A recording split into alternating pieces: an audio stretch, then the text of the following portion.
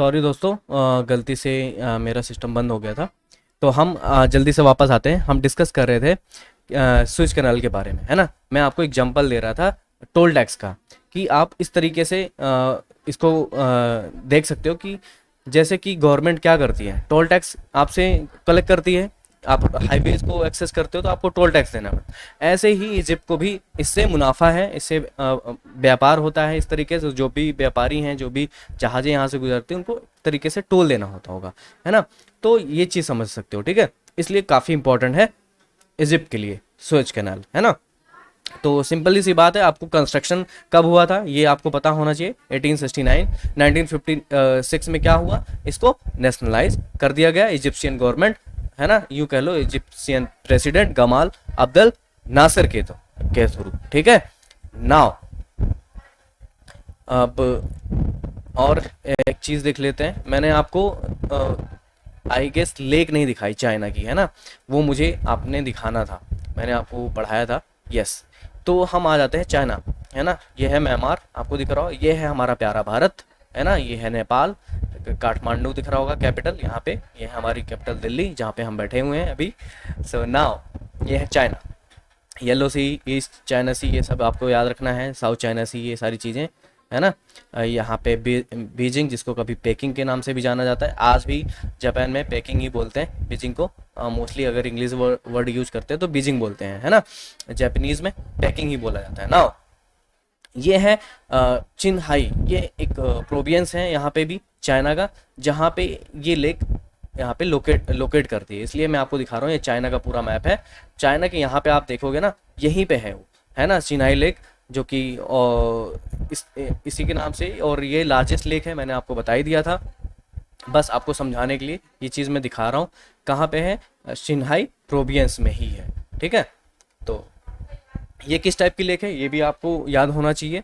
ये एक alkyne salt lake है, ठीक है, फ्रेश वाटर लेक नहीं है। ये आपको पता होना चाहिए। अगर आपसे कभी पूछ लिया जाए कि ये किस टाइप का लेक है, ऑप्शन में दे दिया जाए चिन्हाई लेक के लिए salt water lake, fresh water lake, है ना, जिस तरीके से भी, या मैन मेड लेक्स, तो ये तो आपको पता होना चाहिए, क्लियर होना चाहिए कि ये क्या है, अल्काइन सॉल्ट वाटर लेक है। चलो फटाफट से हम वापस से आ जाते हैं। सुएज कैनाल हमने देख लिया, है ना।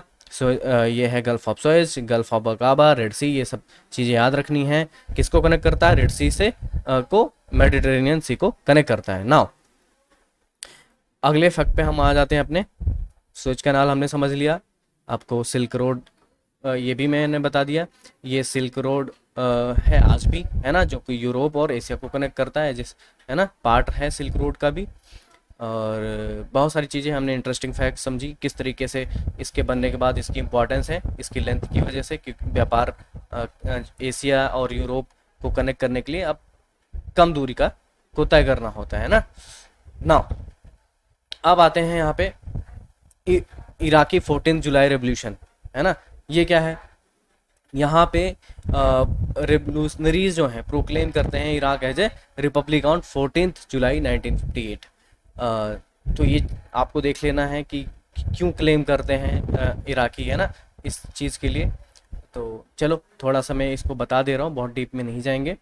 तो ये जो 14 जुलाई रेवोल्यूशन है, इसको 1958 का इराकी कूप दे इस्ताद भी आपको याद रखना है। जैसे अभी 1956 आपने पढ़ा, नेशनलाइज कर दिया गया, उसी टाइम लाइन पे क्या हुआ कि इराक में रेवोल्यूशन आया, 14 जुलाई रेवोल्यूशन, जिसमें क्या हुआ, वहाँ की जो मोनार्क था, है ना, इराक में, है ना, वहाँ पे रेवोल्यूशन आया। यहाँ पे भी 1958 में, 2 साल बाद ही उसके।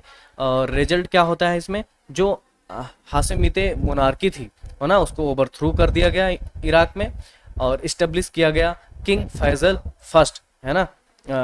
Iraq that had been established by king Faisal, sorry, जो किंग फैसल थे, इनको हटा दिया गया था। इन्हीं की ये मोनार्की चल रही थी, ये रूल कर रहे थे, हाशिमीते मोनार्की को चला रहे थे, है ना।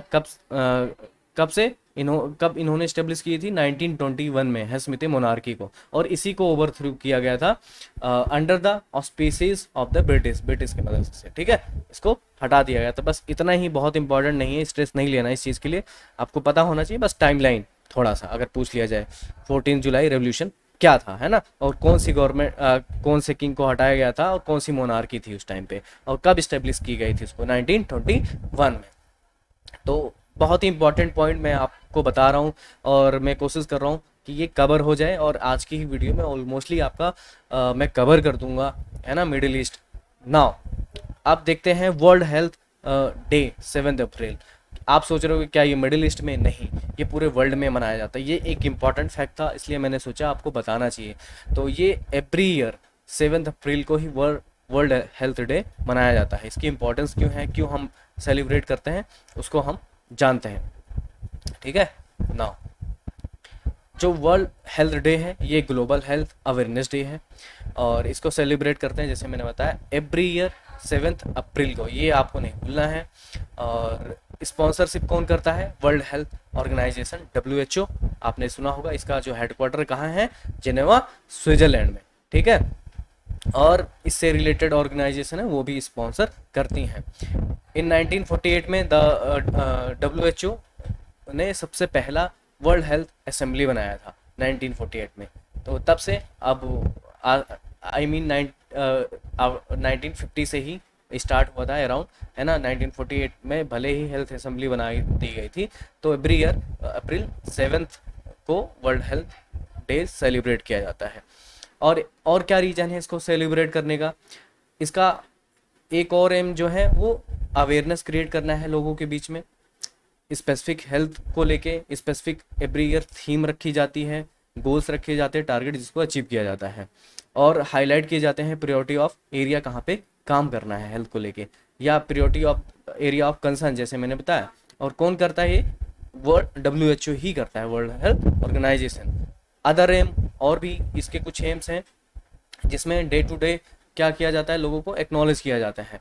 जो किसको एक्नॉलेज किया जाता है, किसके एफर्ट को एक्नॉलेज किया जाता है? हेल्थ केयर जो वर्कर्स हैं, जैसे आपने देखा होगा मोदी जी ने भी लास्ट ईयर भी बहुत ही ज़्यादा एक्नॉलेज किया था हेल्थ, जो फ्रंट लाइन वर्कर्स हैं, हेल्थ वर्कर्स हैं, उनको किस तरीके से हमने आपने देखा था हेलीकॉप्टर से भी हमने फूल बरसाए थे लोगों के, उनको मतलब उनको एक्नॉलेज कर रहे थे, उनके एफर्ट को, पैंडेमिक में जिस तरीके से उन्होंने काम किया था, है ना।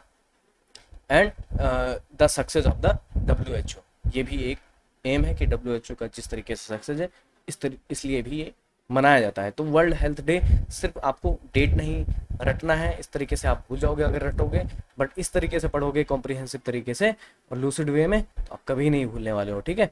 ये होती बात, इतनी सी इंपॉर्टेंट सारी चीज़ें हमने डिस्कस कर ली। समराइज कर लो एक बार।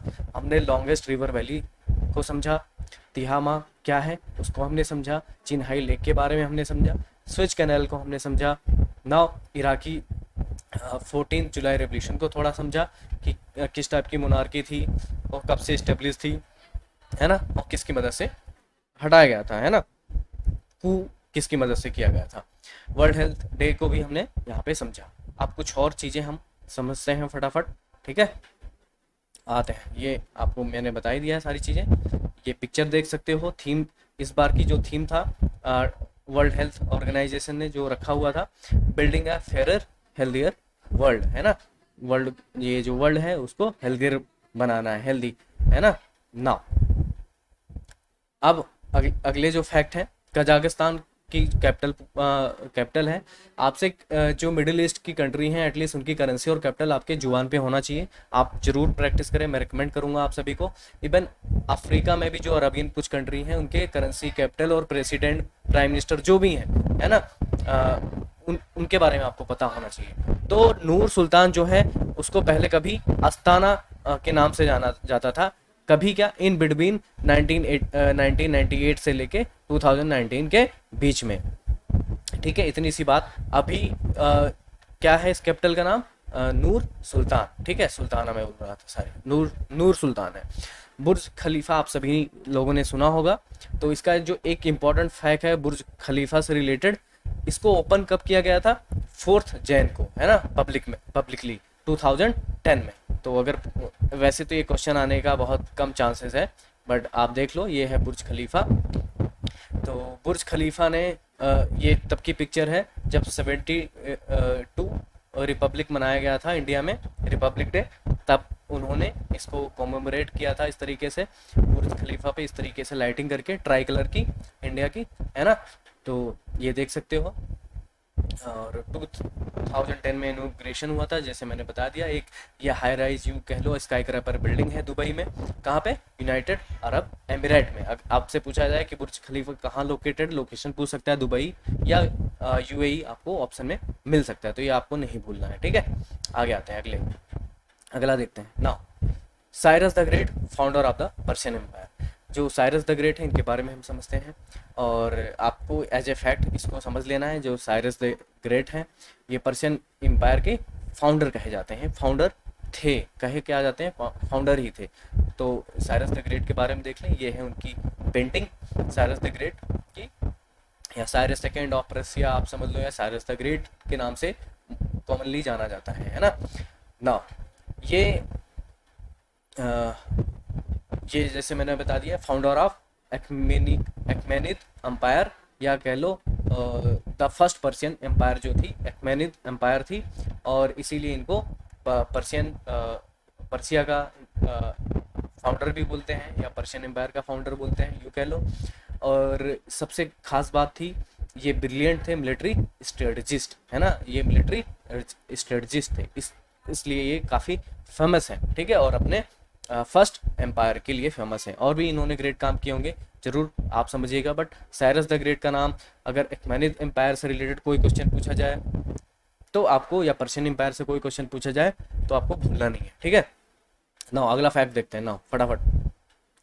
Falcon, the national bird of Saudi Arabia. तो ये एक जो पक्षी है, जी हाँ भाई, वही बाज, जो हम बाज बोलते हैं, इंडिया में चील बोलते होंगे लोग, बाज बोलते होंगे, वही नेशनल बर्ड है सऊदी अरबिया का। इसकी पिक्चर आप देख लो, ये रहा। और इसको कॉमनली कहा जाता है the king of all the bird, आपने सुना होगा, the king of all the bird, बाज, है ना, फाल्कन, है ना, in the world. Saudi Arabia का नेशनल बर्ड है फाल्कन। इस क्यों है? ये वेरी पावरफुल है, लार्ज है, मैजेस्टिक बर्ड है, ऑफ ऑल बर्ड स्पीसीज में से, है ना, मैजेस्टिक है। तो खास कर ये अपनी निगाहों के लिए फेमस है, कि दूर से इतनी ऊंचाई से अपना शिकार कर लेता है फटाफट। इस कहती ना, चील जैसी नज़र होनी चाहिए, है ना। तो ऐसी चीज़, ऐसी ऐसी खूबी है इस बर्ड में, तो ये आपको याद रखना है, ठीक है। फॉल्कन नहीं भूलना है, इंग्लिश वर्ड है, तो इसलिए आपको याद रखना है चील फॉल्कन से, ठीक है। बाज। नाउ दहरान, सऊदी अरेबिया, है ना। ये एक लोकेशन है सऊदी अरबिया में, दहरान, जो जहाँ पे क्या है, सऊदी अरबिया की जो ऑयल, जो मेन कंपनी है, जो सबसे बड़ी कंपनी है, सऊदी अरमैको, है ना, प्राइमरी कंपनी सऊदी अरमैको, जो लोकेटेड है दहरान में, है ना, जिसका हेडक्वार्टर है, सॉरी, है ना, हेडक्वार्टर जो है कहाँ पे है, सऊदी अरबियन ऑयल जो कंपनी है सऊदी अरमैको का, वो है दहरान में। तो मैप पे देख लेते हैं दहरान है कहाँ। आपको पहले सऊदी अरबिया का पूरा मैप दिखाता हूँ अगेन से, ठीक है, वेट। सऊदी अरबिया का मैप, ये है सऊदी अरबिया पूरा। रियाद कैपिटल, मैंने आपसे पूछा था। यहाँ पे आपको यूएई मिलेगा, ओमान मिलेगा, यहाँ पे यमन मिलेगा, कुवैत यहाँ पे मिलेगा, इराक मिलेगा, जॉर्डन है इधर, तो ये आपको दिखेगा। और यहीं पे आपको मिलेगा, है ना, जिसकी हम बात कर रहे हैं, दहरान की, ठीक है। तो ये मैंने आपको दिखाया, ये है दहरान। यहाँ पे ये जो आपको दिख रहा है दहरान, ये बहरान से कनेक्टेड है यहाँ पे, है ना। बहरान की कैपिटल है मनामा, तो ये है दहरान, तो यहीं पे लोकेटेड, ठीक है। तो सऊदी अरबिया की ऑयल कंपनी। नाउ आगे बढ़ते हैं फटाफट। फैक्ट ये भी हो गया हमारा फैक्ट। हमने क्या क्या देखा, समराइज कर लें। कजाकिस्तान की कैपिटल देखी, बुर्ज खलीफा के बारे में समझा, और national bird of Saudi Arabia के बारे में जाना, और सऊदी अरमैको जो ऑयल कंपनी है, लार्जेस्ट ऑयल कंपनी है सऊदी अरबियन ऑयल, उसका हेडक्वार्टर कहाँ है, दहरान, उसकी लोकेशन भी हमने मैप कर ली, ठीक है। ये सारी चीज़ें हमने देखी। कजाकिस्तान को देख लो, ये है उज्बेकिस्तान, तुर्कमेनिस्तान, आपको ये चाइना दिख रहा होगा, यहाँ पे बॉर्डर लग रहा होगा, ये है किर्गिस्तान, ये है रसिया के साथ पर में यहाँ पे बॉर्डर। तो नूर सुल्तान किसकी कैपिटल है, कजाकिस्तान, ठीक है। तो बाकी की भी कैपिटल आप मुझे बताओ यार कमेंट में सेक्शन में। किर्गिस्तान की कैपिटल आप मुझे बताओ कमेंट में, उज्बेकिस्तान की, तुर्कमेनिस्तान की भी कैपिटल आप मुझे बताओगे। चाइना की क्या है, चलो चाइना के भी आप कैपिटल बता दो मुझे, ठीक है। Now the Nobel peace prize winner हैं 1994 के। ये इसलिए इम्पोर्टेंट है क्योंकि मिडिल ईस्ट से कोई है, नोबेल पीस प्राइज मिला था 1994 में, जो कि जॉइंटली अवार्ड किया गया था किसको, यासर अराफत को, सिमोन पेरेस को एंड याति झाक रबिन को भी। उनका जो एफर्ट था मिडिल ईस्ट में जो पीस क्रिएट करना था, क्योंकि आपको पता है कितनी ज़्यादा अनस्टेबिलिटी थी मिडिल ईस्ट में ड्यूरिंग 1950 से ही लेके 1980s और 1991-2 तक भी देखा होगा। कुवैत, इराक, इवन यूँ समझ लो पूरा मिडिल ईस्ट लड़ाई में था, है ना। तो पीस के लिए, समझौते के लिए, है ना, जो इनके फट रहे थे इन तीनों के, इसी के लिए इनको पीस प्राइज मिला था। इनको हम देखते हैं अभी ना। ये रहे तीनों जिनको इनको जॉइंटली मिला था, इन तीनों को, इनकी पिक्चर्स है। यासर अराफत, है ना, ये है, इनको मिला हुआ है 1994 का Nobel peace prize. Shimon Peres को भी मिला है और याति झाक रबिन को भी मिला हुआ है। तो आप एक काम कीजिएगा, आपके लिए एक होमवर्क है, जल्दी से, बहुत ज़्यादा होमवर्क नहीं दूंगा। इन तीनों की लोकेशन बताएं किस कंट्री से ये बिलोंग करते हैं, ठीक है, ये आपको बतानी है फटाफट। नाउ आगे चलते हैं हम अपने अगले फैक्ट पे।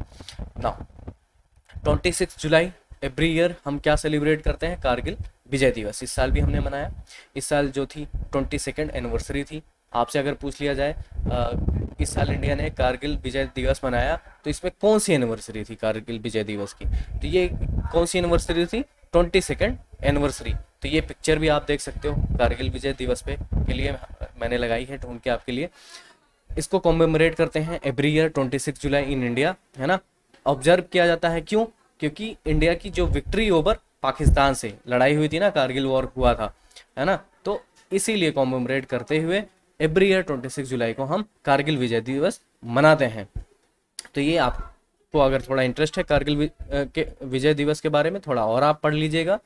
टाइम कम है इसलिए हम फटाफट चीज़ों को देख रहे हैं। Now lower Congo river deepest river on the earth, है ना। आपसे पूछ लिया जाए, ये अफ्रीका से रिलेटेड क्वेश्चन है ना, तो इसलिए भी मैं कवर कर रहा हूँ, जो बहुत इंपॉर्टेंट है, इसलिए मैं आपको बता रहा हूँ।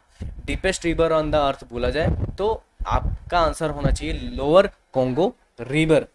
कहीं आपको मिल जाए लॉलीपॉप देने के लिए, एग्जामिनर दे दे Nile river, Amazon river, Yangtze river, जिसमें से लोअर कोंगो रिवर आपने पढ़ा ही नहीं होगा। कोई बच्चा नाइल पे लगाएगा, है ना, उसको लगेगा अमेजन रिवर इतनी बड़ी रिवर हो, डीप होगी, उस पर लगा देगा, यांगसी पे लगा के आ जाएंगे। पर ऐसा क्वेश्चन में आप फंस सकते हो, तो इसलिए मुझे लगा बहुत इंपॉर्टेंट है, आपको बताना चाहिए। तो आपको पता होना चाहिए लोअर कांगो रिवर का कैसी रिवर है, deepest river on the earth. इसको हम मैप भी करते हैं, ठीक है। ये है मैप, आपको दिख रहा होगा। ये है democratic Republic of the Congo, है ना। ये पूरा ये रिवर है पूरा, पर ये पूरा है कि पूरा यहाँ से यहाँ तक पूरा डीप नहीं है, ठीक है, इसको समझना है। और इसकी कैपिटल क्या है, किन्स हासा, है ना। आसपास की ये जो कंट्री है इनका भी आप कैपिटल आप देख लीजिएगा। रिपब्लिक ऑफ द कॉन्गो का बताइएगा, सेंट्रल अफ्रीकन रिपब्लिक का, जाम्बिया का भी, जो पास में कंट्री अटलांटिक ओशियन है, यहाँ पे आपको दिख रहा होगा। तो आप बस इतना सा ये जो यहाँ से इतना मार्क किया गया है ना, ये है लोअर कोंगो रिवर, है ना। इसको इस तरीके से देखो, ये है पूल मलेबो यहाँ पे, और यहीं पे है ये जो इतनी सी लेंथ है जो एरो से मार्क किया हुआ है, ये है लोअर कोंगो रिवर। ये चीज़ मैं आपको दिखा रहा हूँ अफ्रीका के मैप पे, ठीक है। तो अफ्रीका का मैप भी आपने देख लिया। और कोई मैप लगाया रखा है क्या अफ्रीका का, नहीं, चलो ठीक है, इतना ही था। तो ये भी आपने देख लिया।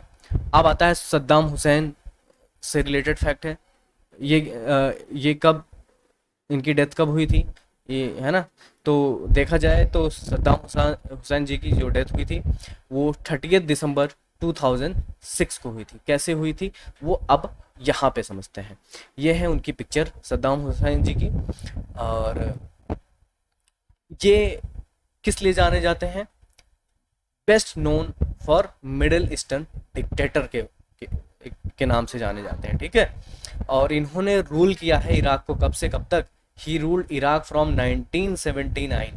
आपको याद है ना 1979 में क्या क्या हिस्टोरिकल इवेंट हुए हैं। ईरान में क्या आ गया था, रेवोल्यूशन हो गया था, आपने देखा था, है ना। और ऐसे ही यहाँ पे सद्दाम हुसैन यहाँ पे रूल कर रहे थे 1979 से लेके 2003 तक रूल किए थे, है ना। क्योंकि होता क्या है, 2003 के बाद इनको ओवर थ्रो कर दिया जाता है इनकी पोजीशन से, इनको कैप्चर कर लिया जाता है यूएस लेड कोalition के थ्रू। और इनको कंट्रोल करने के लिए, है ना, सद्दाम हुसैन क्या किए थे और ऐसा क्यों हुआ था, इनको एग्जीक्यूट क्यों किया गया था, क्योंकि इन्होंने डजन ऑफ टॉप रैंकिंग जो सोल्जर्स थे, है ना, उनको एग्जीक्यूट करवा दिया था। नाउ तो यहाँ पे नीचे लिखा भी है, आप पढ़ भी सकते हो, Saddam Hussein was sentence to the death by hanging, है ना, इनको फांसी दी गई थी। कब? After being convicted of crime against humanity के अगेंस्ट क्राइम के लिए इनको सजा दी गई थी, फांसी दी गई थी। किसके द्वारा? By the Iraqi special tribunal. इन पे चार्जेस थे, है ना, जिसमें एक नाम है दुजैल मसैकर के नाम से जाना जाता है, जिसमें इन्होंने क्या किया था, 148 इराकी सीतेस या यूं बोल लो टॉप रैंकिंग सोल्जर्स जो थे उनको मार दिया था। कहाँ पे? ये जो टाउन है दुजैल मसैकर, इसी के नाम से, मोस्टली शहर के नाम से ही, मैसेकर के नाम से होंगे। जब जापान में भी ऐसे पढ़े हुए, चाइना में भी मैसेकर हुए थे, जापानीज लोगों ने बहुत मैसेकर किए हुए हैं, है ना। तो इसीलिए इनको इस क्राइम में इनको 1982 के ये जो क्राइम था इसी में इनको फांसी दे दी गई थी, इसी के क्राइम को लेकर। कब दी गई थी? 2006 में, है ना। यहाँ पे देखा है ना, 30 दिसंबर 2006 में इनको सद्दाम हुसैन को फांसी दी गई थी, जिसके तो ये मारे गए थे। आगे और भी चीज़ें हम समझेंगे। इसको एक बार हम समराइज करते हैं फटाफट। हमने नोबेल पीस प्राइज समझा 1994 का, 26 जुलाई, है ना, कारगिल विजय दिवस के बारे में जाना, लोअर कोंगो रिवर के बारे में हमने समझा, कहाँ पे है, मैपिंग की, सद्दाम हुसैन क्यों मारे गए, क्यों फांसी दी गई उनको, ये रीजन हमने समझा यहाँ पे, ठीक है। अब आते हैं अगले फैक्ट पे अपने। ना, त्रिपोली क्या है? ये कैपिटल है किसकी? लीबिया की। चलो इसकी मैपिंग देख लेते हैं। त्रिपोली की मैं मैपिंग दिखाता हूँ, बट त्रिपोली, यस ना, ये है अफ्रीका का मैप, ये है हमारा प्यारा भारत, सऊदी अरबियन सी, आपको ऐसे ही देखना है। गल्फ ऑफ एडन दिखेगा, रेड सी, ये है मेडिटेरेनियन सी, यहाँ से आओगे तो ये है लीबिया। यहाँ पे इजिप्ट है कंट्री। कैपिटल बताओ मुझे, लीबिया की कैपिटल यहाँ पे आपको पता चल गई, त्रिपोली। प्रेसिडेंट कौन है ये आप देखिएगा। अल्जीरिया की कैपिटल मुझे बताओगे, है ना, आजू बाजू ऐसे चैड है, नाइजर, सूडान की कैपिटल क्या है, ये आप बताइएगा कमेंट सेक्शन में, फटाफट सर्च करके ही चाहे आप मुझे बताओ। तो मेडिटेरेनियन सी के बिल्कुल पास है त्रिपोली, यह है लीबिया की कैपिटल, ठीक है। ये आपको मैप पे दिख गई होगी, तो आप मत भूलिएगा अभी त्रिपोली को, ठीक है। तो ये हमने देखा।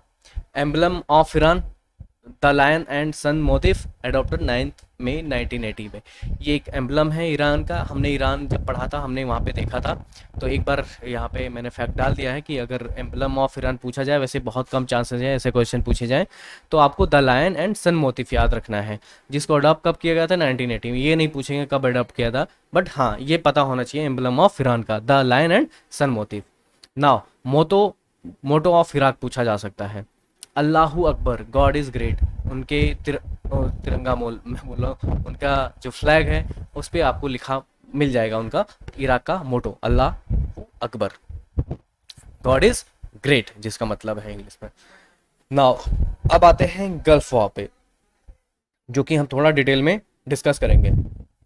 कब स्टार्ट हुआ था? 17 जनवरी से लेके 17 जनवरी 1991 में से लेके 20 फरवरी 1991 तक चला था।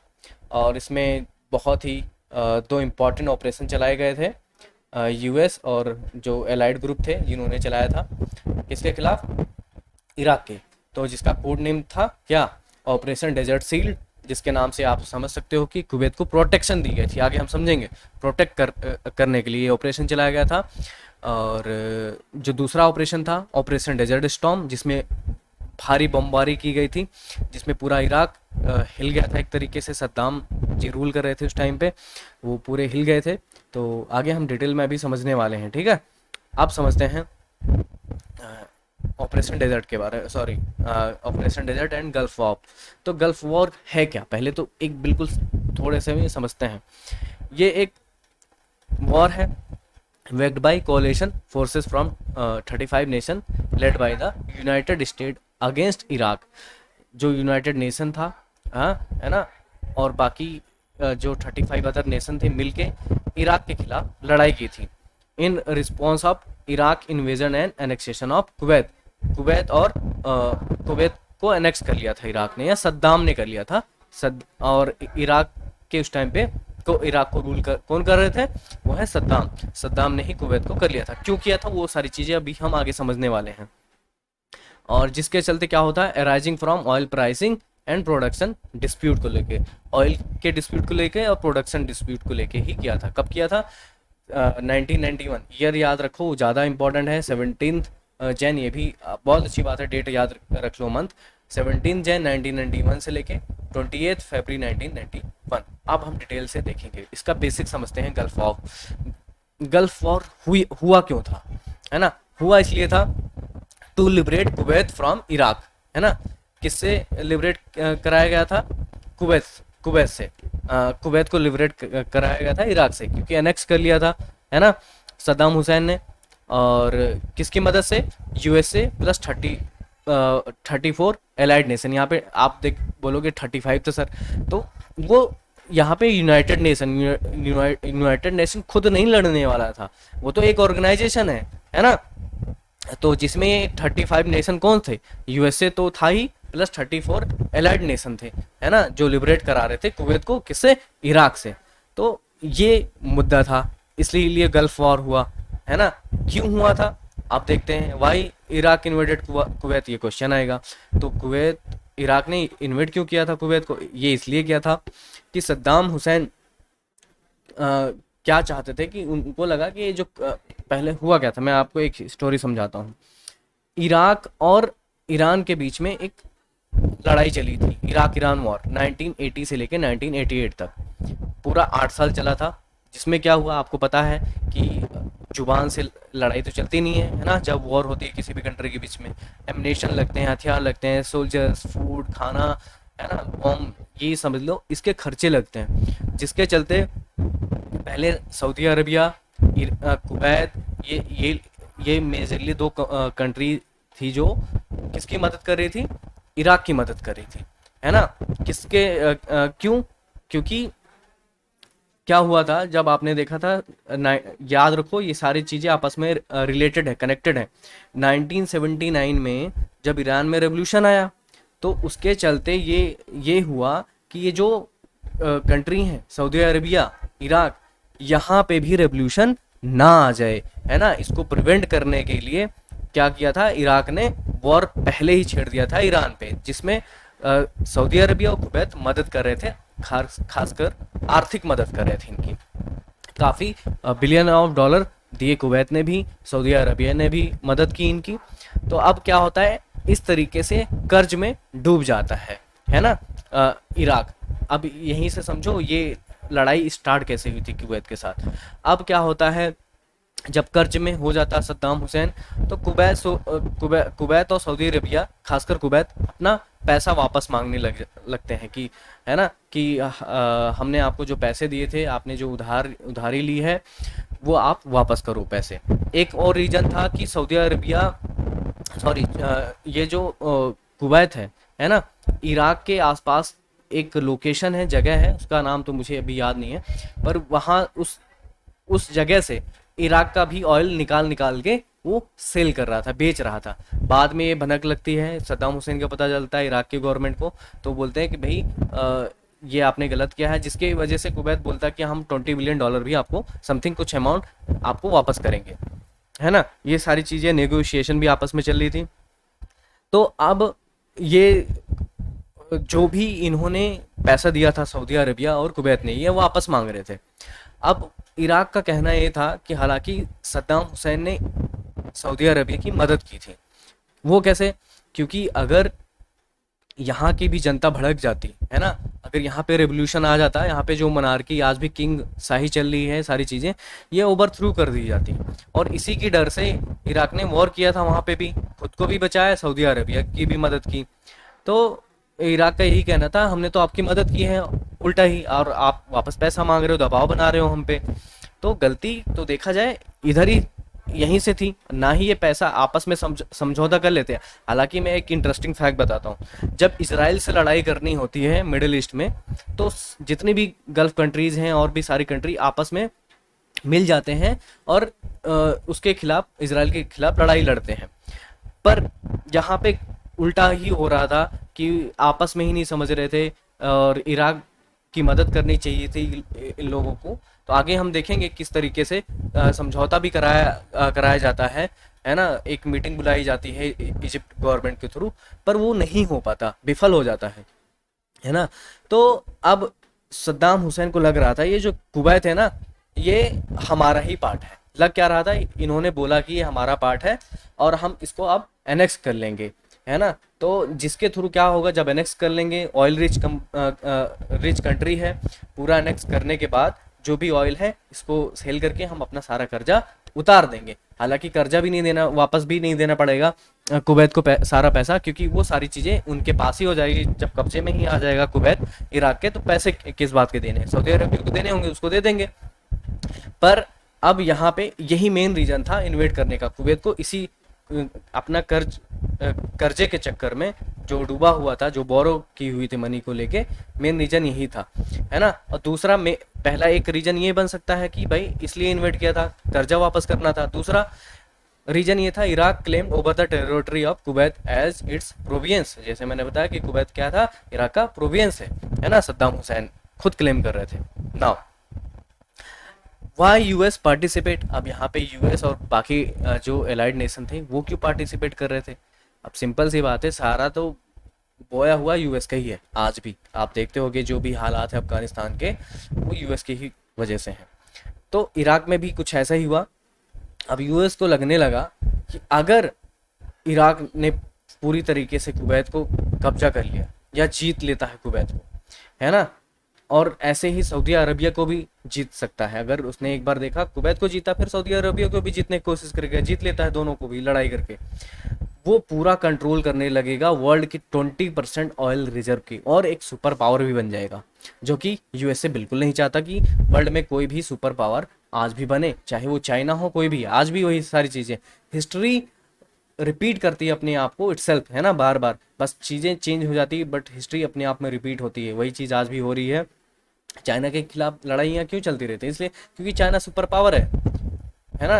इंडिया आपस में ना मिल जाए, जो एशियन कंट्री हैं, अगर आप यूँ देख लो, चाइना, इंडिया और रसिया आपस में, जापान, चाइना, जापान, रसिया, जापान को छोड़ दो, अगर ये तीनों कंट्री इंडिया, चाइना और रसिया मिल जाएं, तो एक बहुत बड़ी पावर बन सकती है, बहुत बड़ी अलाई हो सकती है, जो कि यूएसए कभी होने नहीं देता, है ना। और भी बहुत सारी रीजन है, चाइना अब इसके लिए खुद भी जिम्मेदार है।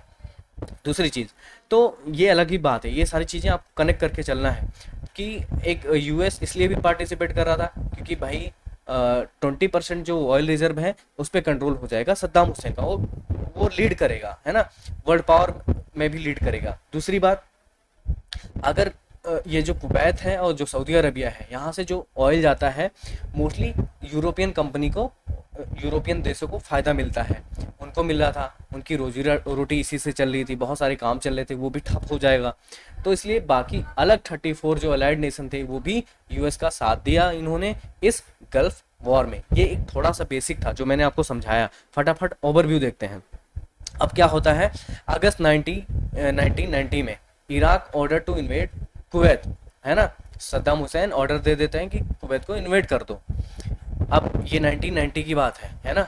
अब जब ये ऑर्डर दिया जाता है सद्दाम हुसैन के द्वारा, तो प्रेसिडेंट होस्नी मुबारक जो कि इजिप्ट के थे, उन्होंने ये चीज़ सुनी और वो क्या करते हैं, इन्वेजन के ऑर्डर को सुनते हैं, वो इनिशिएट करते हैं एक नेगोशिएशन, एक मीटिंग बुलाते हैं इराक और कुवैत के बीच में नेगोशिएशन कराने के लिए कि जो भी कर्जा वगैरह है इस चीज़ को माफ़ कर दो, सारी चीज़ें, ये लड़ाई छोड़ दो, और एक नेगोशिएशन कर लेते हैं कि कुवैत कुछ पैसा दे देगा इराक को तो मान जाएंगे, लड़ाई नहीं होगी, ये सारी चीज़ें। और इसमें इंटरनेशनल इंटरवेंशन भी नहीं होगा, कि अवॉइड किया जाए इंटरनेशनल इंटरवेंशन को भी, है ना, कि जो बाकी कंट्री भी लड़ने वाली हैं आगे, वो इंटरनेशनल इन्वेशन नहीं होगा यूएसए या और अदर कंट्री का। तो एक कोशिश की गई थी, अगर ये सफल हो जाता तो मैं श्योर था कि प्रेसिडेंट होस्नी मुबारक को एक पीस प्राइज़ भी मिलता, नोबेल पीस प्राइज़ भी दिया जाता, है ना। बट ऐसा विफल हो जाता है। ऐसा क्यों? क्योंकि जो सद्दाम हुसैन थे वो नेगोशिएशन को तोड़ देते हैं, वो मानते नहीं हैं, है ना। 2 घंटे तक ये नेगोशिएशन चलता है और फिर वो इन्वेड कर देते हैं कुवैत को अगस्त 2 अगस्त 1990 में। तो 2 अगस्त को इन्वेजन इन्वेड कर दिया जाता है। अब क्या होता है, Saudi Arabia and Kuwait turn to US. Saudi Arabia और कुवैत, है ना, ये दोनों को डर था, ये दोनों जाते हैं यूएस के पास कि भैया अब आप मुझे बचा लो, है ना। और जो अदर मेंबर थे नेटो के, उनके सपोर्ट उनका लेने के लिए उनके पास जाते हैं कि भाई अब आप मुझे, आपकी हेल्प चाहिए, आप मुझे बता लो। यहाँ पे अदर की स्पेलिंग गलत है, सही कर लीजिएगा। तो नेटो से सपोर्ट मांगते हैं यूएसए से, है ना, सऊदी अरबिया और कुवैत। तो इसी के चलते आपको पता चलता है कि यूएसए और बाकी 34 एलाइड जो कंट्री हैं इसमें इन्वॉल्व हो जाते हैं। In response United state and UN security council जो थी वो डिमांड करती है कि जो इराकी डिक्टेटर जो सद्दाम हुसैन है वो अपने जो ट्रूप्स हैं वो विड्रॉ कर लें। कहाँ से? कुवैत से, है ना। पर हुसैन क्या करते हैं, रिफ्यूज कर देते हैं यूएन सिक्योरिटी काउंसिल की ये जो डिमांड थी, जो यूएसए की जो डिमांड थी, इसको रिफ्यूज कर देते हैं। और over the course of 6 weekend, 6 सप्ताह तक, जनवरी एंड फरवरी 1991 तक आप देखते हो, यूनाइटेड लेस्ट कोलिशन जो 34 नेशन थे, इन्होंने इंटेंसिव बॉम्बिंग भी करते हैं। जो ऑपरेशन डेजर्ट स्टॉर्म आपने अभी मैंने आपको बताया था, ये है ना, known as operation desert storm के नाम से जानते हो। उसमें बॉम्बिंग की जाती है बहुत भारी तरीके से, जिसमें बहुत बुरी तरीके से इराकी आर्मी टूट जाती है, बहुत भारी नुकसान होता है सद्दाम हुसैन को इसमें।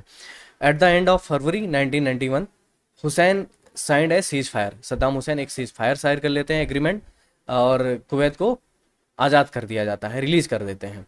इस तरीके से कुवैत लिबरेट हो जाता है। आप देखते हैं ये होता कैसे, किस तरीके से स्टार्ट होता है, थोड़ा सा डिस्क्रिप्शन वॉर में समझते हैं। ऑपरेशन डेजर्ट सील और ऑपरेशन डेजर्ट स्टॉर्म। तो ऑपरेशन जो डेजर्ट सील है अगस्त 1990 से लेके जनवरी 17 1991 तक चला। अब सिंपल सी बात है, ऑपरेशन डेजर्ट सील्ड जैसा इसका नाम है वैसा इसका काम था कि ये जो कुवैत है, सऊदी अरबिया, इनको प्रोटेक्शन देना था, ये सिर्फ प्रोटेक्ट कर रहा था, है ना। काफ़ी लंबा समय हो गया था। यूएन सिक्योरिटी काउंसिल, यूएन के इतनी धमकी देने के बाद सारी चीज़ें, सद्दाम हुसैन इस वॉर से पीछे नहीं हट रहा था, अपनी ट्रूप्स नहीं हटा रहा था वहाँ से। तो फाइनली उनको डिसीजन लेना पड़ा ऑपरेशन डेजर्ट स्टॉर्म के लिए कि बॉम्बिंग करनी पड़ेगी, है ना। इसके बहुत ही ज़्यादा रिप्रिकेशन झेलने पड़े सद्दाम हुसैन को। ये स्टार्ट होता है जनवरी 17 से लेके फरवरी 28 तक। हाल यूँ देखा जाए विद इन ए मंथ क्या, हाँ मंथ ही समझ लो कि बीच बीच ये ऑपरेशन चला के पूरी लड़ाई को ख़त्म कर दिया जाता है ना। और इस तरीके से आगे देखते हैं थोड़ा और डिटेल में। 5 day after Iraq invade Kuwait, है ना, 5 ही दिन हुए होते हैं कुवैत को इन्वेड किए हुए इराक की आर्मी ने। उस टाइम पे अमेरिका के प्रेसिडेंट हुआ करते थे जॉर्ज बुश, है ना। उन्होंने कमेंस किया ऑपरेशन डेजर्ट सील 7 अगस्त। मतलब ये देखो यहाँ पे 2 अगस्त क्या हुआ, इन्वेट कर दिया। आपको डेट बहुत इंपॉर्टेंट तरीके से याद रखनी, 1990 को, है ना। 2 अगस्त को इन्वेट कर देते हैं और उसी के 5 दिन बाद ऑपरेशन डेजर्ट सील्ड चलाया जाता है ना, जो कि जॉर्ज बुश ने कमेंट किया होता है ना, इस तरीके से कमेंट्स किया होता है प्रोटेक्ट करने के लिए कुवैत और सऊदी अरबिया को। नाउ बिल्डिंग ए 34 नेशन कोalition, एक कोalition बनाया जाता है 34 नेशन का, कहाँ पे, यूनाइटेड नेशन में। And enhancing US troop strength, जो कि यूएस ट्रूप की स्ट्रेंथ को बढ़ाया जाता है, इन्हेंस किया जाता है इन द रीजन। वहाँ पे मोर देन 5 लाख ट्रूप्स जो सोल्जर्स थे, है ना। The president explain operation desert shield है ना, ये लॉन्च किया है ना, a line in the sand, है ना, एक लाइन के थ्रू से एक्सप्लेन करते हैं इस चीज़ को। Both the protect Saudi Arabia and the liberate Kuwait, एक लाइन में ही देखा जाए तो सऊदी अरबिया को प्रोटेक्ट कर रहे थे और कुवैत को यहाँ से लिबरेट कर रहे थे, आज़ादी दिला रहे थे। Now operation desert storm was the combat phase of the conflict, आपस में कॉन्फ्लिक्ट होती है between USA troops and other allied nation, जिसमें भारी बमबारी की जाती है। इट्स बिगन विथ है 5 वीक, मैंने बोला ना अराउंड एक मंथ लगते हैं, और बॉम्बिंग कैंपेन चलाए जाते हैं। 2000 सॉर्टीज होते हैं डे, मतलब बहुत तरीके से मतलब स्मार्ट बॉम्ब्स गिराए जाते हैं, और टारगेट जो कि बहुत ईजली तरीके से टारगेट को अपने अचीव कर लेते हैं, पिन पॉइंट होते हैं, हाई एक्यूरेसी होती है ये जो बम गिराए जाते हैं, है ना। ब्रॉड रेंज होती है जो कि इराक के जो टारगेट्स होते हैं जहाँ पे लोकेशन पे उनको टारगेट करते हैं। इस तरीके से भारी नुकसान होता है और वॉर एंड हो जाता है बाई फरवरी 20 1991 में। इसका आफ्टर मैथ देखते हैं फटाफट। इसके बाद क्या होता है, ये सारी चीज़ें होती हैं, यूएन सेक्शन लगा देता है 2000 कब तक, 2003 तक ऑन इराक, जिसमें व्यापार के सेंक्शन, इकोनॉमिक सेंक्शन ये लगा दिए जाते हैं, यूएन सेंक्शन लगा देता है।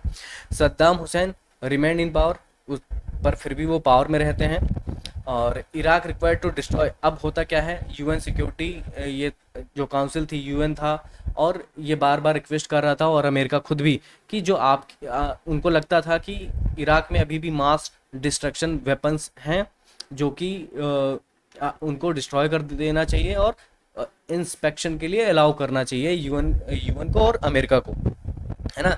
ये बार बार रिक्वेस्ट भी कर रहे थे इराक से, बट क्या हुआ, सद्दाम हुसैन रिफ्यूज कर दे रहे। बट इराक, अगर इराक बोलूँ सद्दाम हुसैन तो इराक समझिएगा, 1999 में इराक क्या करते हैं, रिफ्यूज कर देते हैं कि भाई हमारे यहाँ कोई वेपन है और आपको इंस्पेक्ट करने की ज़रूरत है यहाँ पे। ऐसे ही टेंशन अराइज होते रहते हैं between US president George Bush और सद्दाम हुसैन के बीच में, और जिसके चलते जॉर्ज बुश क्या होता है, एक अल्टीमेटम देते हैं, है ना, मार्च 17 2003 को डिमांड रखते हैं कि सद्दाम हुसैन को छोड़ देना चाहिए इराक को विद इन 24 आवर, है ना, और अपने पावर से भी हट जाना चाहिए। पर सद्दाम हुसैन रिफ्यूज़ कर देते हैं, जिसके चलते सेकेंड गल्फ वॉर स्टार्ट हो जाता है, also known as Iraq war start हो जाता है ना, 2003 में। अब सेकेंड गल्फ वॉर में क्या होता है, ये 8 साल 9 महीने तक चलता है, 2003 से लेकर 2011 तक। इसमें रिजल्ट क्या होता है, इराकी गवर्नमेंट को हटा दिया जाता है, ओवरथ्रो कर दिया जाता है by execution of Saddam Hussein. क्यों किया गया था वो मैंने आपको बताया, ट्रायल चलाया जाता है इन पे। और एक चीज़ और होता है, राइज ऑफ अलकायदा, है ना, यहाँ पे एक जो कह लो टेरर ग्रुप यहाँ पे एक बन जाता है, जिसका होता है अलकायदा का नाम आप सभी ने सुना होगा, इसका राइज होता है। तो सिंपल सी बात है, ये जब चीज़ें होती हैं तो यूँ कह लो मेरे मुन्ना भूलना जाना दूध का कर्ज निभाना, तो चीज़ें थी कि आपने मिथुन चक्रवर्ती या कुछ ऐसी मूवियाँ देखी होंगी, इंडियन बॉलीवुड मूवी, जिसमें क्या होता है, जिसके फादर को मार दिया जाए या जिसके नेता को मार दिया जाए, अब उसका बदला लिया जाता है ना। तो ऐसे ही मैंने उसका भी डायलॉग मारा मुन्ना भूल ना जाना दूध का कर्ज निभाना। तो ये जो अलकायदा जैसे ग्रुप उभर रहे थे, टेरर ग्रुप, तो इन्हीं सब चीज़ों को लेके यूएस एंड ऑल सारी चीज़ें जो हैपन हुई इराक में, जिसके चलते ये अलकायदा ग्रुप जैसे फॉर्म होते हैं बदला लेने के लिए, ठीक है। हालांकि मैं सपोर्ट नहीं करता ये सारी चीज़ें कि टेरर ग्रुप इन सब को बनना चाहिए, ये सारी चीज़ें हुई, क्योंकि जब कुछ गलत हो रहा है तो उसको रोकना भी चाहिए, जो कि किया था यूएसए और बाकी अदर की कंट्री। बट सब कोई अपना अपना फ़ायदा देख रहे थे, चाहे सऊदी अरबिया था, कुवैत था, या यूएसए, है ना। यूएस विड्रॉ इन 2011। हालांकि 2011 में यूएस क्या कर रहा है, विड्रॉ कर लेता है, जैसे आपने देखा होगा अफगानिस्तान से अपने सारे ट्रूप्स को विड्रॉ कर लेता है, ऐसे ही वहाँ पे। बट फिर भी वापस आ जाते हैं, 2014 में वापस आ जाते हैं। Now India and gulf war, इसको देखते हैं इंडिया के पर्सपेक्टिव में, हमने पढ़ा और हमारे नज़रिए से क्यों इंपॉर्टेंट है एग्जाम पर्सपेक्टिव से, ये भी देख लो, और इंडिया के पर्सपेक्टिव से।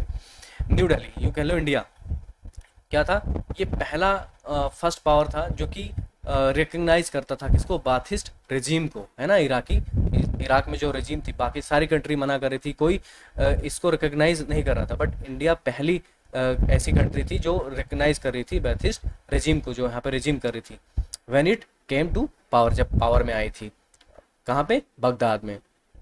And constantly maintain a pro India stand, और तब से लेके आज भी जो इराक है हमेशा प्रो स्टैंड लेता है इंडिया के साथ, है ना। अगर देखा जाए तो इंडिया के साथ खड़ा रहता है इराक। नाउ अब देखा जाए उस टाइम पे हमारे पीएम कौन थे? पीएम चंद्रशेखर। आपको ये नाम याद रखना चाहिए, हो सकता है पूछा जाए। जो कि उन्होंने एक मेंटेन रखा कि हम नॉन अलाइन स्टैंड रखेंगे अपना, हम ना तो एलाइड कंट्री की तरफ से लड़ने आएंगे, है ना, यूएस या एलाइड कंट्री की तरफ से, ना ही आपकी तरफ से। हालांकि रिक्वेस्ट की थी इराक की हमारी तरफ से लड़ाई करो, बट ये चीज़ इंसान मेंटेन रखा गया। हाउएवर, है ना, जैसे मैंने बताया ये जो हॉस्टाइल थी एंड पॉलिटिक्स, ये सारी चीज़ें इसमें यही चीज़ है इंडिया से रिलेटेड, हमने स्टैंड जो है अपना नॉन अलाइन रखा था। नाउ बिटवीन अगस्त 13 अक्टूबर, है ना, 20 ऑफ 1990, है ना, इंडिया इवैक्यूएट करता है पर 1,75,000 पीपल, इंडियन नागरिक को वहाँ से निकाला जाता है। कहाँ से? कुवैत से, है ना। जबकि सद्दाम हुसैन ने, इराक की गवर्नमेंट ने बोला होता है कि इंडिया के नागरिकों को कोई भी नुकसान नहीं पहुंचना चाहिए, और जिसके चलते आपने एक मूवी देखी होगी एयरलिफ्ट, यहाँ पे मैंने लिखा भी हुआ है, हिंदी फिल्म, है ना, जो कि इसी घटना पे बनाई गई है मूवी। एग्जाम के बाद फ्री होके आप जरूर देखिएगा एक बार। अगर मैं पहले वीडियो बनाता तो मैं पहले रिकमेंड करता। तो इतने भारी मात्रा में वर्ल्ड में पहली बार ऐसी कोई कंट्री थी जिन्होंने अपने नागरिक को एयरलिफ्ट किया था, इवैक्यूएट किया था, है ना। कब? अक्टूबर 1990 में, अक्टूबर में, अगस्त में इन्वेट कर दिया था और अक्टूबर में इवैक्यूएट कर लिया गया था 1,75,000 पीपल को, है ना। जो कि एक ऐसा रिकॉर्ड बना कि Guinness book of the world record भी मिला इसको, उसमें दर्ज हुआ इसका नाम ना। तो ये सारी चीज़ें आपने देखी। कहाँ पे है इराक? इराक की एक बार नेबरिंग कंट्री भी देख लो, सीरिया है। यहाँ पे आप कंट्री का नाम बताना चाहो बता दो, नहीं तो मैं बता ही रहा हूँ। जॉर्डन है, सऊदी अरबिया है, कुवैत है, इराक है, यहाँ पे कंट्री है उसका आप, ये है टर्की, है ना। इससे इनकी बॉर्डर लगती है, ईरान से लगती है, ये मैंने आपको बता ही दिया है।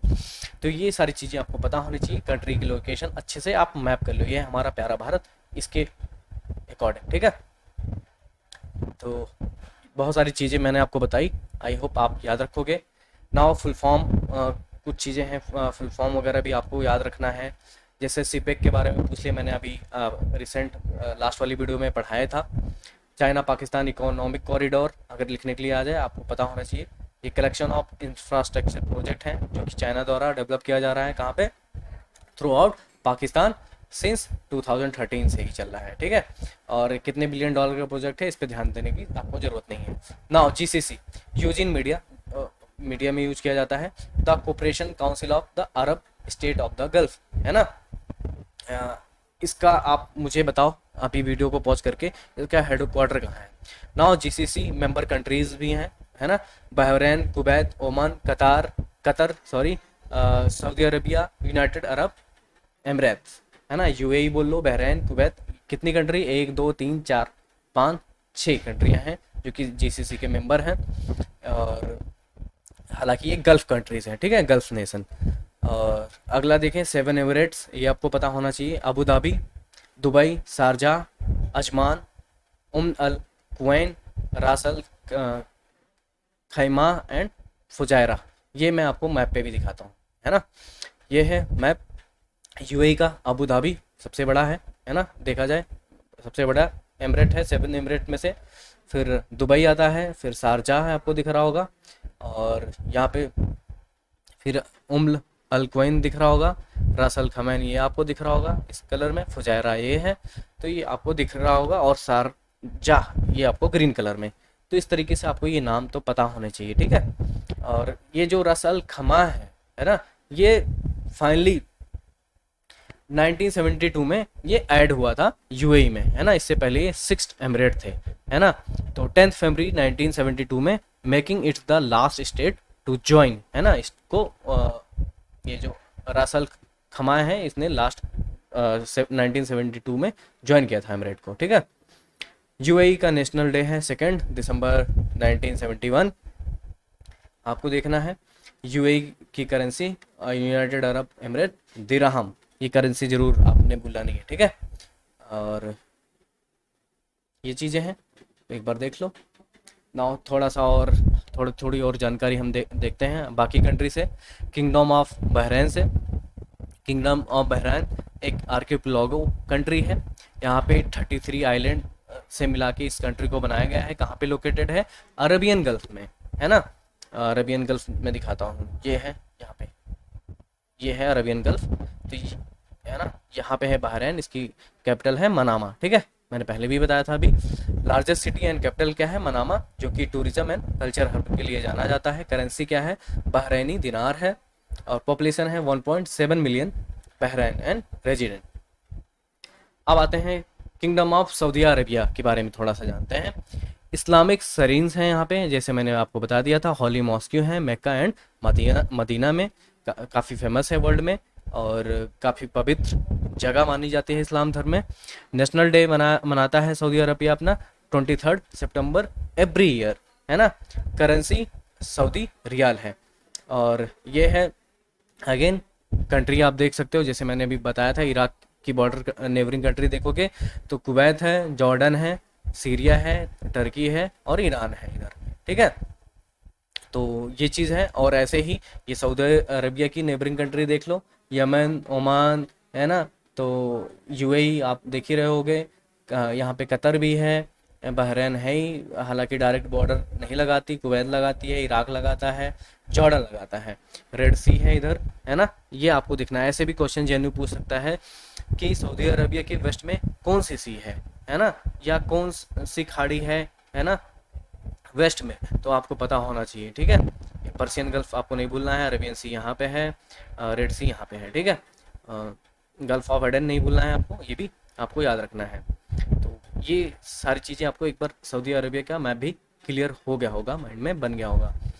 रियाद जो है कैपिटल है, ये चीज़ आपको पता होना चाहिए। यह है मदीना है, यह है मक्का, आपको पता होना है। यह है जिद्दा, बहुत ही फेमस प्लेस है, ये कह लो पोर्ट भी बोल सकते हो, शहर है जहाँ से मक्का को कनेक्ट करते हैं, यहाँ पे, है ना, रूट है। ये चीज़ें आप देख सकते हो। और मेजर एयरपोर्ट है जिद्दा, है ना, और रियाद भी है, ये मेजर एयरपोर्ट है। नेशनल कैपिटल मैंने बता ही दिया। और ठीक है, आगे बढ़ते हैं। सऊदी अरेबिया अपना नेशनल डे जैसे मैंने बताया सितंबर 23 को सेलिब्रेट करता है। क्यों करता है ये आप देख सकते हो। ये कॉमेमोरेट करता है रीनेमिंग, पहले इसका नाम क्या था? किंगडम ऑफ नेज्द एंड हिजाज था, है ना, है ना। और बाय रॉयल जो एक डिग्री निकाली जाती है, एक तरीके का लॉ डिग्री बोल सकते हो, किंग अब्दुल अजीज इब्न सऊद इन 1932 में एक डिग्री निकाली जाती है, जिसके थ्रू 28 सितंबर को इसका नाम चेंज कर दिया जाता है, सऊदी अरबिया रख दिया जाता है। इसी को हैप्पी नेशनल डे सेलिब्रेट करते हैं। और आने वाला है 23 सितंबर को, ठीक है। आपका 22 को आपका एग्जाम है, ऐसे भी याद रख सकते हो। 23 सितंबर को सऊदी अरबिया का नेशनल डे है, भूलिएगा मत, ठीक है। और it was made a national holiday by king Abdullah 2005 में, ठीक है। इसको नेशनल हॉलीडे किंग अब्दुल्ला ने बनाया था। और कुछ चीज़ें देख लेते हैं सऊदी अरबिया से, ज़रूरी चीज़ें जो कि पूछा जाता है जेन्यू या किसी भी एग्ज़ाम से पर्सपेक्टिव से रिलेटेड। तो ये एक मैंने फिजिकल मैप लगाने की कोशिश की और समझाने की है। यह है मदीना, यह है Mecca, Riyadh capital, Saudi Arabia, Oman, Yemen, UAE, Qatar, है ना, गल्फ, अरबियन गल्फ, है ना, यहाँ पे है, ये देख लो। पर्शियन गल्फ आपको पता ही है, कुवैत है यहाँ पे है। तो ये रबल खाली, ये क्या है? डेजर्ट, पूरा बहुत बड़ा डेजर्ट एरिया है। और जो कि ये पूरे अरबियन पेंसुला में बड़ा है। कहाँ तक फैला हो? ओमान में भी फैला हुआ है, ना कि सिर्फ सऊदी अरबिया में। अरबियन पेनिसुला का सबसे बड़ा ये रबल खाली जो डेजर्ट है, बहुत बड़ा डेजर्ट है। और इसको इम्पटी क्वार्टर के नाम से भी जानते हैं। लास्ट ईयर ही जेएनयू ने ऐसा क्वेश्चन पूछा था, तो इम्पोर्टेंट हो सकता है, अगर रिपीटेड आए तो आपको पता होना चाहिए, ठीक है। The desert covers some 6050 6,50,000 kilometre square kilometre का एरिया कवर करता है, including part of Saudi Arabia, Oman, UAE और यमन का भी एरिया है। ये जो डेजर्ट पूरा इतना कवर करता है, यूएई, ओमान, यमन और सऊदी अरेबिया में। It's a part of the larger Arabian desert, मैंने बताया लार्जर अरेबियन डेजर्ट है, उसका पार्ट है। और इसकी लेंथ कितनी है? 1000 किलोमीटर एग्जैक्ट है, और इसकी विड्थ है 500 किलोमीटर। रबल खाली को और किस नाम से जानते हैं? एम्प्टी डेजर्ट के नाम से, तो भूलिएगा मत, ठीक है। एक बार और मैप देख लो, फिजिकल मैप। ये है रबल खाली, यूएई तक फैला हुआ, ओमान में भी, यहाँ पे भी, सऊदी अरबिया में देखना तो इतना ये है, ये सऊदी अरबिया, रियाद, नज्द फेमस जगह है, मदीना, मक्का, ये सब याद रखना है, हिजाज यहाँ पे है, तो ये सब देखना है, ठीक है। पोर्ट शहर भी आपको याद रखने हैं, ठीक है ना। रिलीजियस एफिलिएशन देख लें यहाँ की, तो सुन्नी मुस्लिम जो है 84% है मेनली। अगर पूछ लिया जाए कि हाउ मेनी परसेंटेज हैं या जो लीड कर रही हैं जो पॉपुलेशन है मुस्लिम धर्म में भी, तो सुन्नी मुस्लिम सबसे ज़्यादा है 84%। 10% जो है सुन्नी मुस्लिम है यहाँ पे, बाकी 3% रोमन कैथोलिक हैं। हिंदू जो हैं करीब 1% के हैं, 2% जो हैं नॉन रिलीजन है, ठीक है। 84% सुन्नी मुस्लिम, 10% शिया मुस्लिम, रोमन कैथोलिक आपके हो गए 3%। ये रिलीजियस एफिलिएशन है अकॉर्डिंग टू 2000 का डेटा। ये थोड़ा बहुत चेंज मिल सकता है करंट के टाइम से ना। नाउ कुवैत के बारे में जानते हैं। कुवैत की कैपिटल है कुवैत सिटी, बहुत ईजी है याद रखना। Kuwait also called Hollywood of the gulf, क्योंकि यहाँ पे बहुत ही पॉपुलर टेलीविज़न शॉप्स हैं, ओपेराज हैं और थिएटर हैं, इसलिए इसको हॉलीवुड ऑफ द गल्फ के नाम से भी जाना जाता है। अगर ऐसा क्वेश्चन पूछा जाए तो आपको पता होना चाहिए, इसलिए मैंने यहाँ पे लिखा भी है आपके लिए। ओमान के बारे में देख लें तो कैपिटल है इसकी मस्कट, और करेंसी क्या है? रियाल। थोड़ा सा और पढ़ लीजिएगा, प्रेसिडेंट एंड ऑल, कौन रूल कर रहा है यहाँ पे, कैसी गवर्नमेंट है यहाँ पे, ये सारी चीज़ें। Qatar, now the state of Qatar के नाम से जानते हैं इसको। State of Qatar is a peninsula located amid the western coast of the Arabian gulf. तो ये मैं आपको दिखा देता हूँ अगेन मैप पे, ये है कतर, है ना, पेनिसुला है। पेनिसुला क्या होता है? जो धरती का ऐसा हिस्सा, लैंड का ऐसा हिस्सा जो 3 तरफ पानी से घिरा होता है, उसको पेनिसुला बोलते हैं, ठीक है। तो अरेबियन गल्फ में है कतर, है ना, ये एक पेनिसुला है। इसका कैपिटल क्या है? दोहा। नाउ ये किस लिए जानी जाती है? ये कंट्री रिच है, किसके लिए? गैस रिच है। यहाँ पे country is gas rich, natural gas यहाँ पे भंडार है यहाँ पे इसके। और 80% जो पॉपुलेशन है कहाँ रहती है? दोहा में रहती है। और कतर में बहुत ही इम्पोर्टेंट एक इवेंट होने वाला है नेक्स्ट ईयर। ये हो सकता है आपसे पूछा ही जाए क्वेश्चन, बहुत ही इम्पोर्टेंट है करंट अफेयर पर्सपेक्टिव से। 2020 में फीफा वर्ल्ड कप होने वाला है और कतर में ही होगा। लुसैल स्टेडियम है और अल बैत स्टेडियम है कतर में ही, यहाँ पे ये इवेंट होने वाला है फीफा वर्ल्ड कप, जो कि कतर होस्ट करने वाला है। कब से कब? 21 नवंबर 2022 से लेके 18 दिसंबर 2022 तक, करीब 1 महीने का इवेंट है ये होगा। करेंसी क्या है? कतारी रियाल। नाउ जीसीसी के बारे का देख लें। इसका जो हेडक्वार्टर है जीसीसी का, हेडक्वार्टर कहाँ है? रियाद में है, ठीक है। इराक अटैक ऑन कुवैत 2 अगस्त 1992 एम पे, रात को 2 बजे 1990 में, 2 अगस्त को। ये डेट नहीं भूलना है, पूछा जाए तो पक्का, बहुत इंपॉर्टेंट है, ठीक है। और constitution of the Islamic Republic of Iran का देख लें, कब कब बना था। क्रिएट किया गया था 24 अक्टूबर 1979। जैसे मैंने बताया थे मिक्स है तो मिक्स आएंगे क्वेश्चन आपको दिखेंगे। इसको रेटिफाई किया गया था 1979 में 3 दिसंबर को। फाइनली जो इफेक्टिव डेट है 3 दिसंबर 1979 से इफेक्टिव भी रहा। नीमा यूसिज कौन है? इनके बारे में समझते हैं, बहुत इंपॉर्टेंट है। He is a consider as the father of modern Persian poetry. इनकी मैं पिक्चर भी दिखाता हूँ, यह है पिक्चर उनकी। नीमा योसिज ऑल्सो कॉल्ड है नीमा, है ना, और ये पर्शियन पोएट हैं और ये modern father of the modern Persian poet के नाम से भी जाने जाते हैं।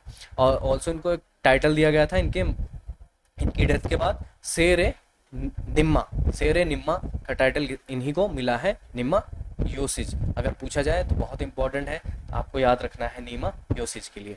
Now 3 October is national day of Iraq and Germany. Sorry, एक वीडियो पिछली मैंने ईरान की ही वीडियो में मैंने बता दिया था गलती से। मैंने अपने नोटबुक में इराक को ईरान पढ़ लिया था, इसलिए मेरी मिस्टेक हो गई थी। वो मैंने कमेंट सेक्शन में पिन भी कर दिया है, उस मिस्टेक को सही करके करेक्ट करके। नाउ यहाँ पे अगेन मैं करेक्ट कर रहा हूँ।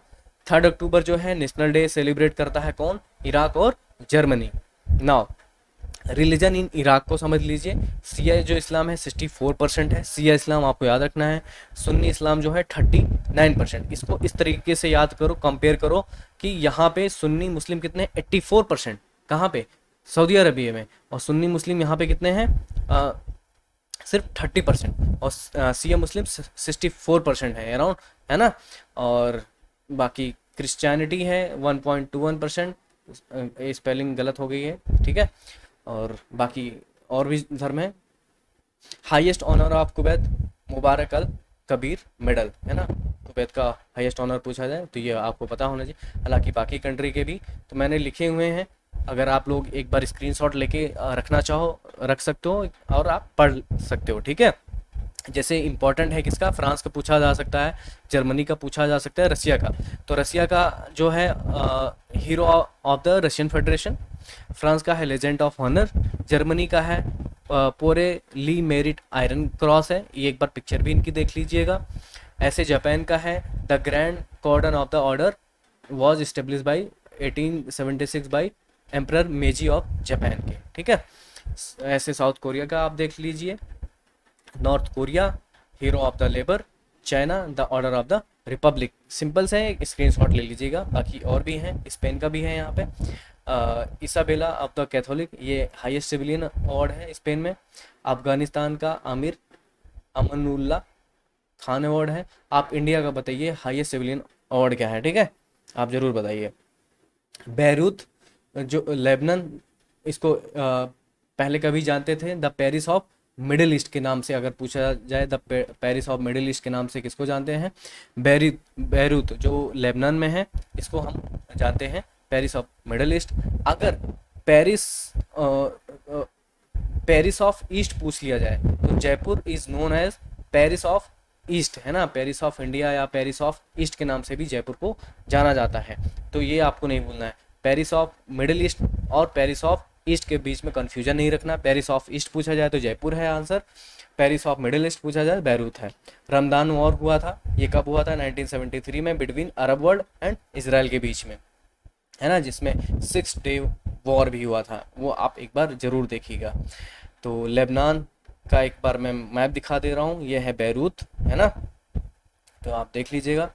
तो काफ़ी इंपॉर्टेंट है middle east, Paris of middle east, इसलिए मैंने आपको बताया। आई होप ये लेक्चर थोड़ा सा लेंदी हो गया है, पर आपके लिए बहुत इंपॉर्टेंट है, टाइम बहुत कम है, तो प्लीज़ कोऑपरेट कीजिएगा और अपना फीडबैक ज़रूर दीजिएगा। ये लेक्चर कैसा लगा आपको, अपने फीडबैक के साथ। तो आई होप मैं बहुत ही विशेष के साथ कहना चाहता हूँ आप सभी को बेस्ट ऑफ लक दोस्तों। आप अपने एग्ज़ाम में बहुत अच्छे से कीजिएगा, अपना रिवीजन ज़रूर करें जो भी आपने पढ़ा है इन दिनों में। और बस इतना ही आज की वीडियो में। मैं Puneet Tiwari signing off. Thank you for watching. Thank you.